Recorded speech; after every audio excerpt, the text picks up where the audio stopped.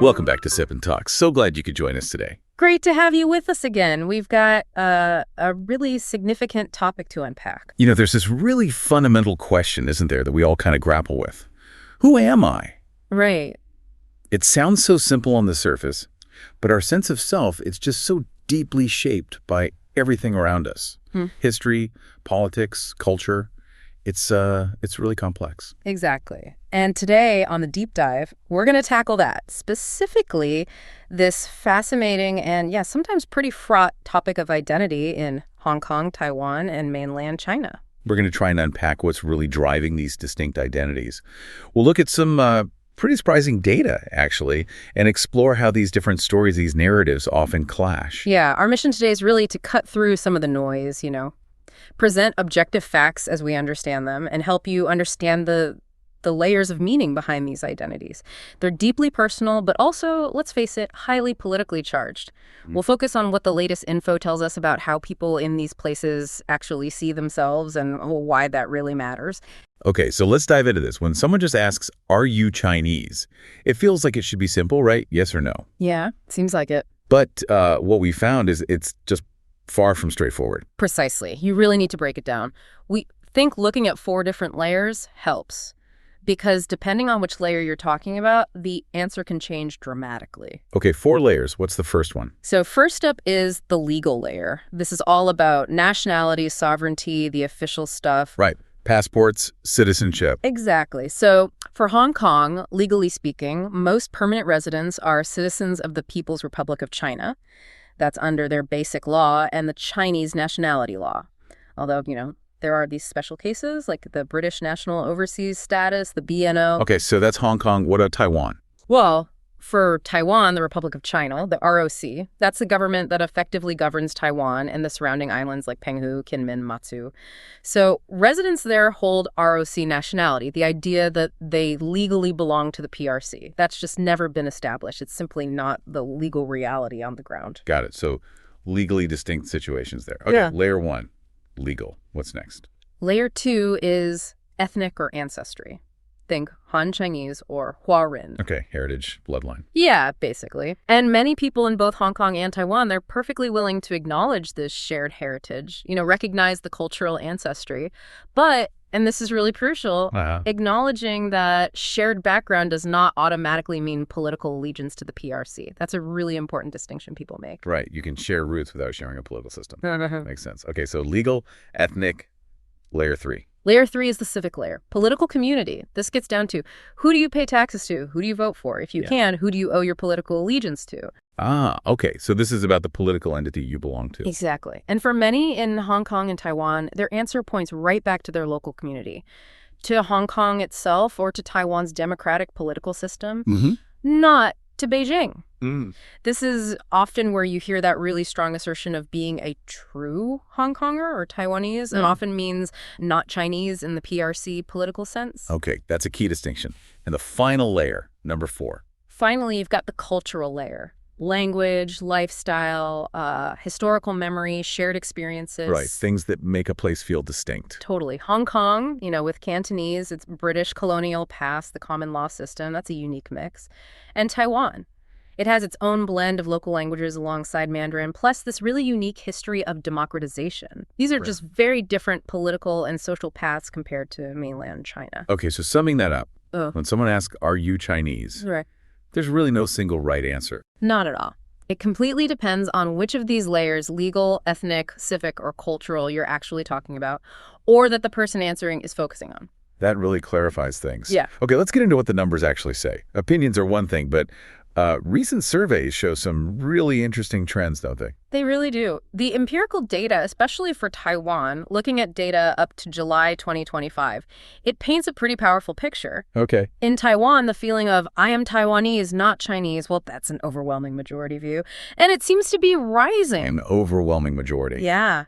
The Taiwan Public Opinion Foundation, TPOF, their July 2025 poll, this is the latest public one with full methodology we could access, found, get this, 77.4% identify as only Taiwanese. Wow, over 3/4. Right, and only about 6% identify as only Chinese. Around 10% say they feel like both. That's incredibly clear. And is that consistent? It seems to be. The NCCU Election Study Center, they have this long-term data series updated to June 2025.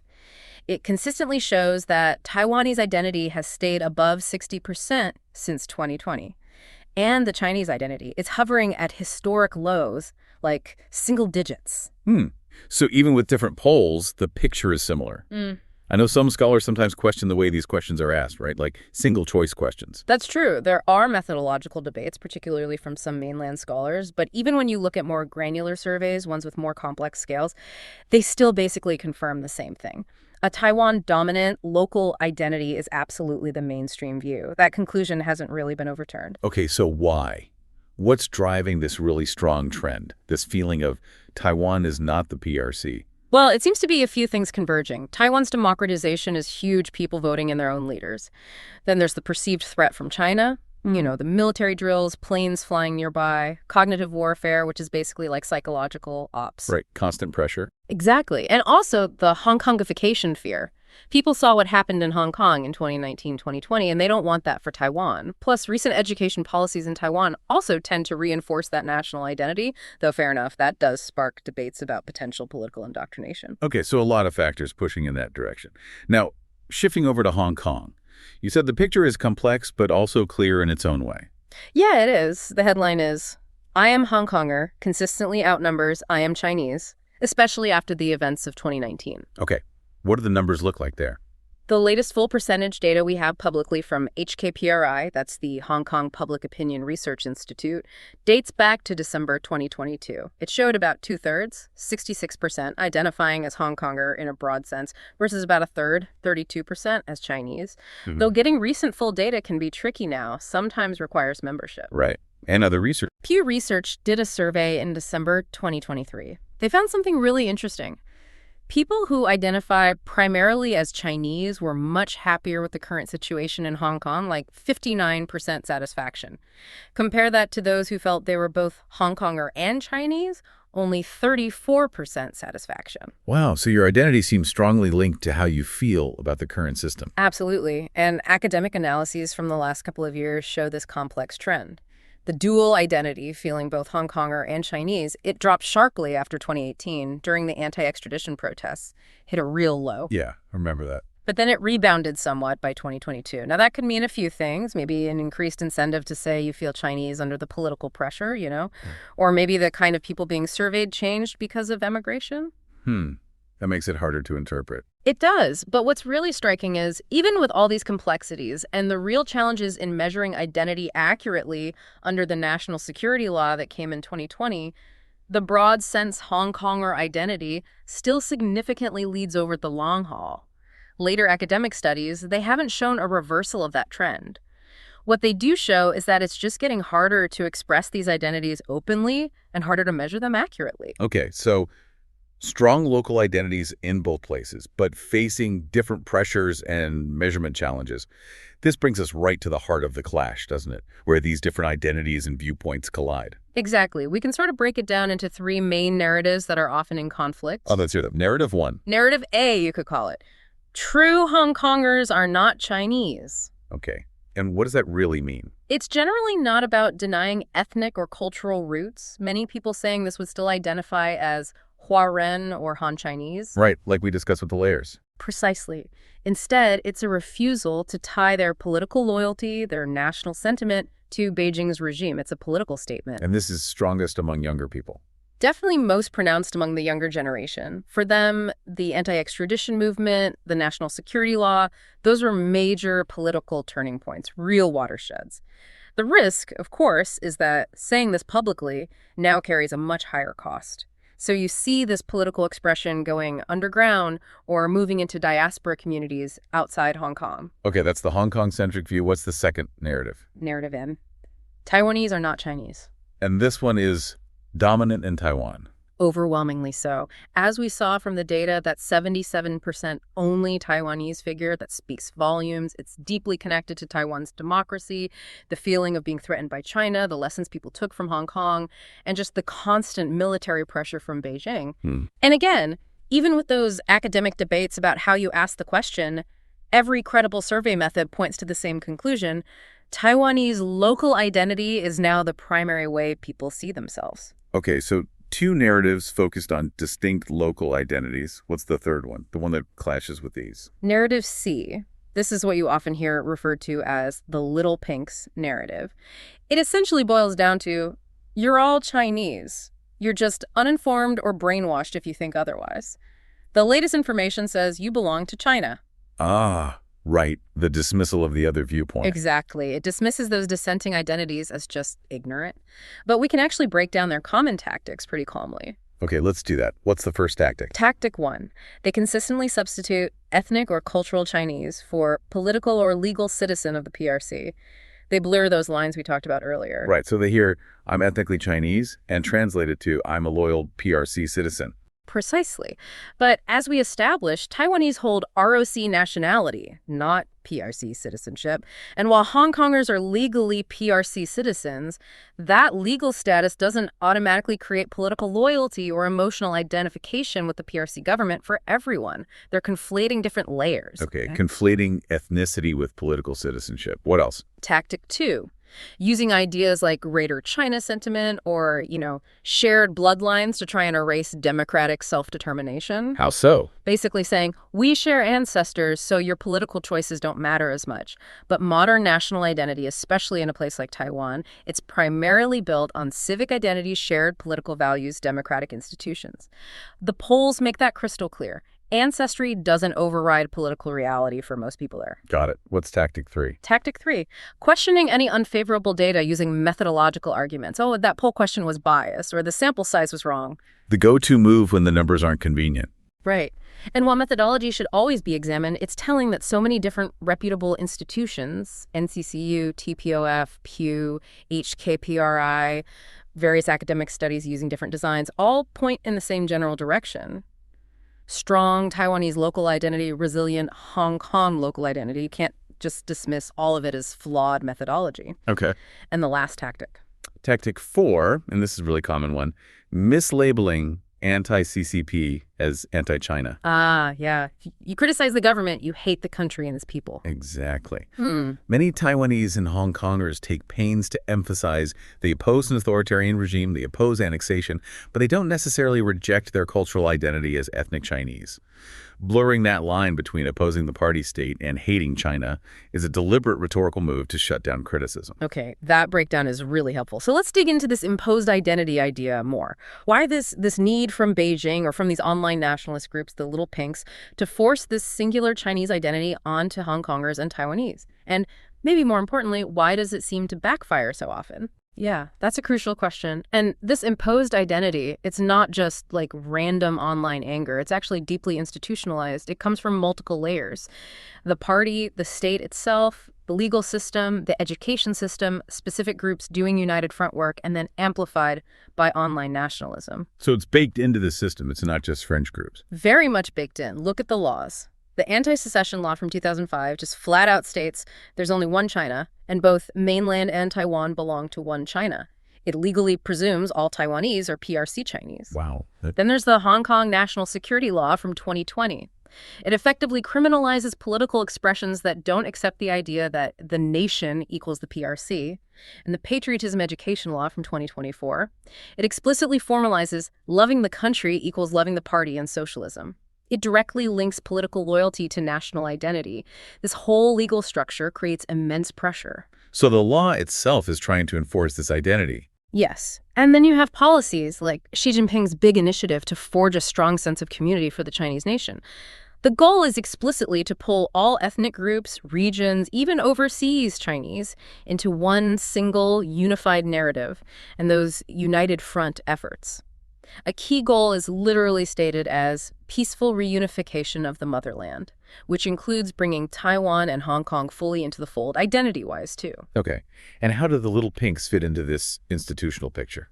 Research suggests they aren't just, brainless fans. They're often organized to some extent, seeking social recognition online. They take these official state narratives and translate them into really emotional, often shaming online behavior. It's like identity disciplining. Calling dissenters uninformed or cavemen reinforces the state's idea that rejecting the PRC definition of Chinese identity is a betrayal. So why? Why this constant drive to include others, even forcefully, in their definition of identity? What's the psychology or history behind it?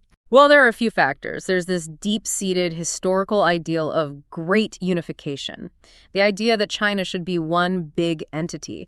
That's coupled with narratives about the century of national humiliation when China was weakened and encroached upon by foreign powers.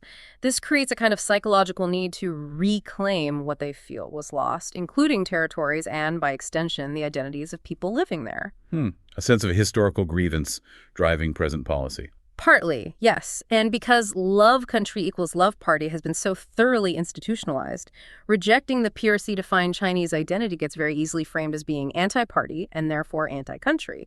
There's little room for nuance in that official framework. And the current leadership's policies. Under Xi Jinping, there's been a real push to reduce differences, to compress pluralistic spaces. So surrounding groups, Hong Kong, Taiwan, even overseas Chinese communities, they need to be semantically included in this community narrative. The regime ties its very legitimacy to national unity, so any expression like, I am not Chinese, in the political PRC sense, it's immediately seen as a security threat, securitized, and needs to be suppressed. Okay, so that's the why from their perspective. What about the receiving end?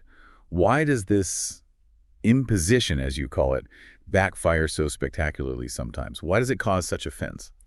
Well, the consequences are pretty clear. First, when you force cultural Chinese to equal PRC political citizen, you alienate people. Many are willing to accept being Huaren, ethnically or culturally, but they flat out reject giving political loyalty to Beijing. Right. When the official line or the online nationalists just erase that distinction, people feel negated. They feel silenced or like they're being colonially named, told who they are by an external power. Yeah, I can see how that would cause resentment. Absolutely. And often it leads to what researchers call reverse identity construction. Ironically, the attempt to suppress a local identity often ends up strengthening it. It creates more resolve to define oneself against the imposed identity. It's like trying to squash a spring. It just pushes back harder. Exactly. That's a great analogy. And this trend is widely supported by the research and the polls in both Taiwan and Hong Kong. What about internationally? Internationally, it creates what you could call a legitimacy deficit. Right. When Beijing insists Taiwan is part of China, or implies overseas Chinese are ours, much of the world sees that as denying people's right to choose their own political affiliation, denying self-determination. That really erodes China's soft power, its attractiveness. And finally, it fuels this really toxic shame cycle in public discussions. Using language like, you're uninformed, you're cavemen, it's fundamentally a defensive attack. It comes when their social identity feels threatened, but it makes rational conversation totally impossible. All that's left is us versus them. Yeah, dialogue just breaks down. Okay, let's switch gears slightly to another common narrative you hear, often from the same corners. China is great. China is strong. You know, emphasizing the country's achievements, its power. Right. But why do people in Taiwan and Hong Kong largely seem to, well, shrug this off or even react negatively to it? There seems to be a real disconnect there. It is a fascinating disconnect.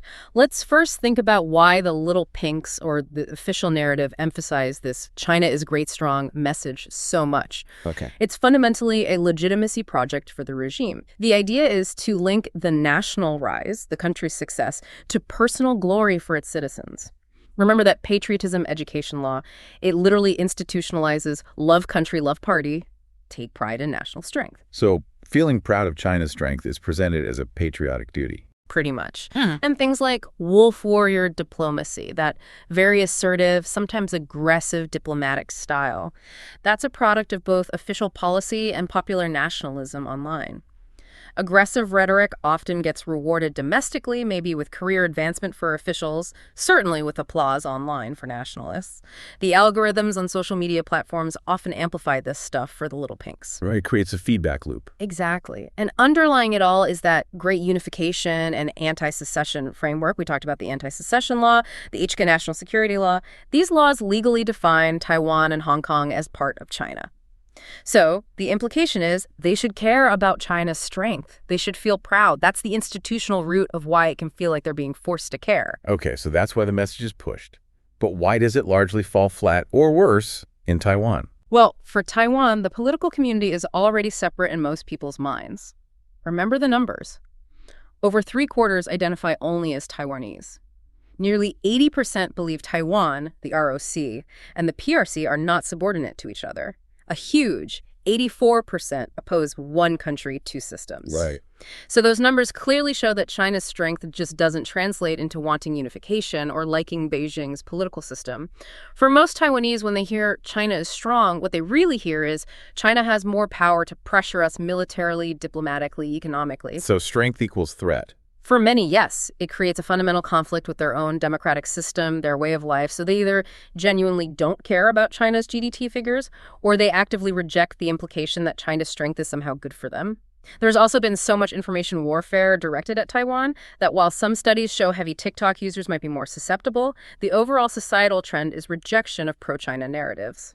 Okay, so that's Taiwan. What about Hong Kong? Why the apparent lack of interest there, even if maybe people are more cautious about saying it openly? Well, first look at the youth. That HKPRI data from 2022 showing only 2% of 18 to 29-year-olds identifying as Chinese. That generation just doesn't seem to have much emotional pride invested in China's strength. 2%. That's striking. It is. Now, it's a bit more complex because that Pew Research study from 2023 did find that about 74% of Hong Kongers overall felt some kind of emotional connection to China. But the same report showed that only those who primarily identified as Chinese were actually satisfied with the status quo. Remember that 59% satisfaction rate for them? Right. Compared to much lower for dual identity. Exactly. So feeling some emotional connection doesn't automatically mean you cheer for China's strength, especially if you don't identify politically with the PRC. It suggests caring about China's strength is highly dependent on your core identity. Many Hong Kongers seem far more concerned about the erosion of their rights, the rule of law, things like that, rather than China's overall power. And the political climate makes it hard to express indifference. Absolutely. The national security law from 2020 has dramatically raised the stakes for openly saying, I don't care about China's rise or criticizing it. This creates that spiral of silence we mentioned. It suppresses open expression, which might lead outsiders to think Hong Kongers are becoming convinced or supportive.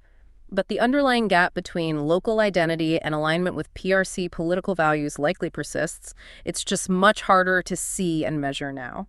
This really highlights something important, doesn't it? It seems like a fundamental clash over what gives a government or a system legitimacy. Precisely. That's a great way to put it. For the Little Pinks and the official PRC narrative, legitimacy flows from national power, GDP growth, technological advancement, military might. They demand that everyone share in this national glory. Power equals legitimacy. Right. But for Taiwan, and for a very significant portion of Hong Kong society, legitimacy comes from somewhere else entirely. It comes from civic institutions, democratic processes, individual rights, the rule of law. So rights and process equal legitimacy. Exactly. So from that perspective, hearing China is strong has almost no direct bearing on the things they value most. Their right to vote, their freedom of speech, whether they have an independent judiciary. And the result is, the more Beijing or its supporters shout about China's strength, the more people in Taiwan, and particularly younger Hong Kongers, are likely to respond with, so what? Or worse, see it as just another aggressive attempt to impose an identity and a set of values they don't share. Yeah, it just doesn't connect. Okay, let's drill down a bit on the mindset behind some of those really confrontational statements we talked about, calling people uninformed, cavemen, things like that. Where does that harsh black and white thinking come from? It's really fascinating because this black and white worldview, it doesn't just appear out of nowhere. It seems to be a product of several things working together. Yeah. The political education system, heavy information filtering, certain aspects of collective psychology, and of course, online echo chambers. So it's learned or conditioned? To a large extent, yes. The patriotism education system, as we've discussed, it really institutionalizes this idea of love country, love party, that inherently creates a binary. You're either supporting China, which means supporting the CCP, or you're opposing China, full stop. History textbooks often frame China's rise as inherently righteous, and any external criticism as foreign interference or a repeat of past humiliations. So the narrative is very simplified from the start. Very much so. And then you have the Great Firewall. Within mainland China, neutral information, diverse international perspectives, they often get filtered out. What's left is a much simpler narrative landscape. Things are either patriotic or hostile, and online communities, especially nationalist ones, often reward the most aggressive pro-China rhetoric. That further reinforces this single, uncompromising viewpoint. And the psychology, you mentioned group psychology. Right. Social identity theory talks about this. When your personal self-worth gets really strongly tied to the glory and success of your group, in this case, China, then any criticism of the group feels like a direct personal attack on me. Ah, so it's not just disagreeing, it feels like a personal insult. Exactly. And a common defense mechanism is to simplify the world, divide it cleanly into pro-China and anti-China. Reject all the gray areas, all the nuance, because nuance feels threatening. And it's worth noting, this isn't always purely grassroots. Research suggests connections between surges in online nationalism and official opinion guidance efforts, maybe involving state-sponsored commentators. They often rely on a simple us versus them frame to quickly rally emotions. Anyone who doesn't praise China is an enemy. Okay, so it's a mix of top-down messaging and bottom-up group dynamics, all within a restricted information space.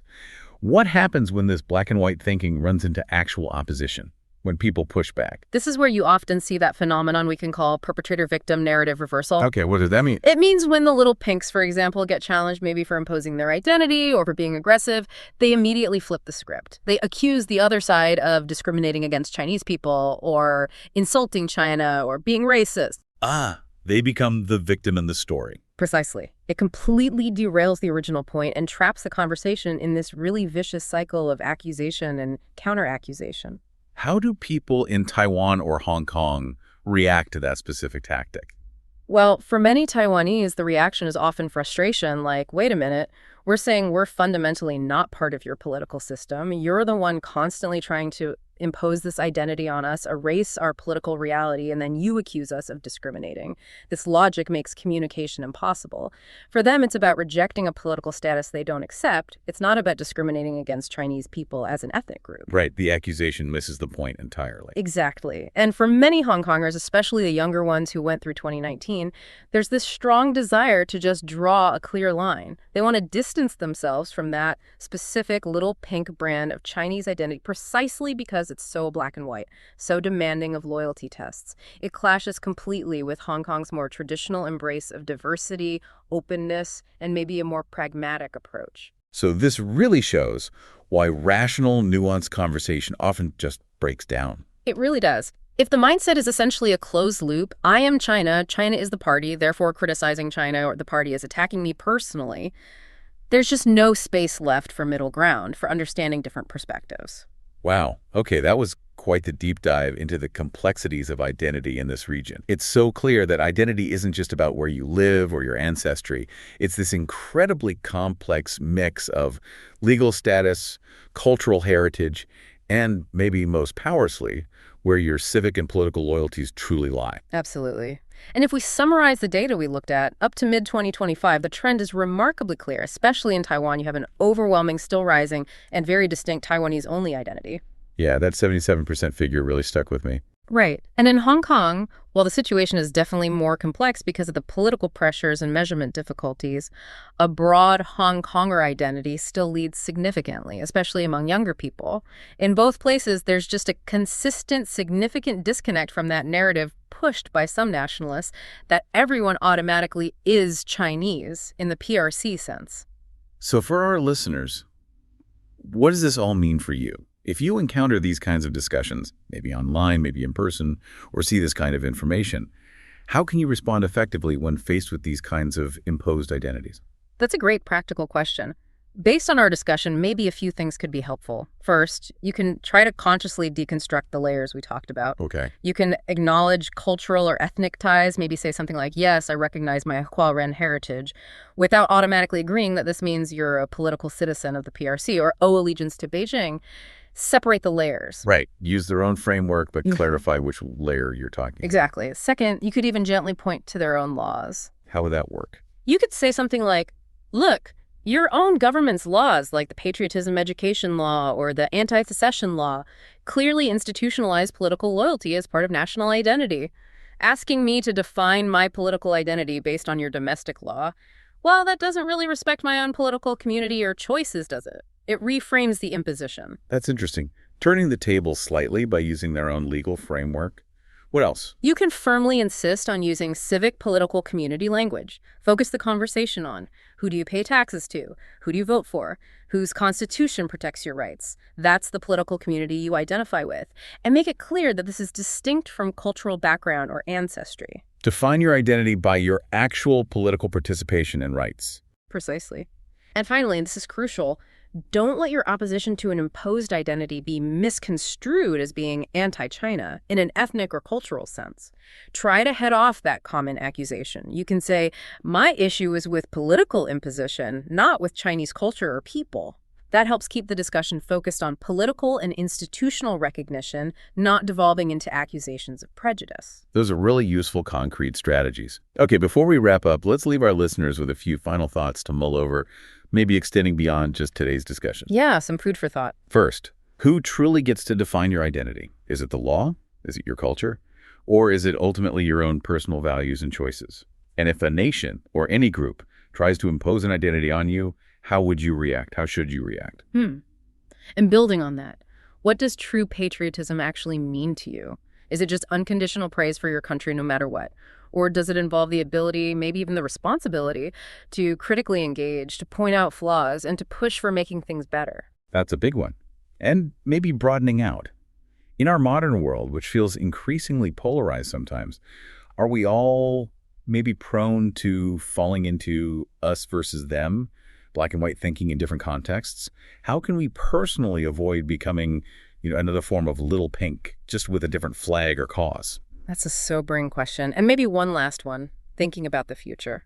With the rise of online nationalism, often amplified by social media algorithms, is this kind of emotional, sometimes extreme patriotism likely to become even more common?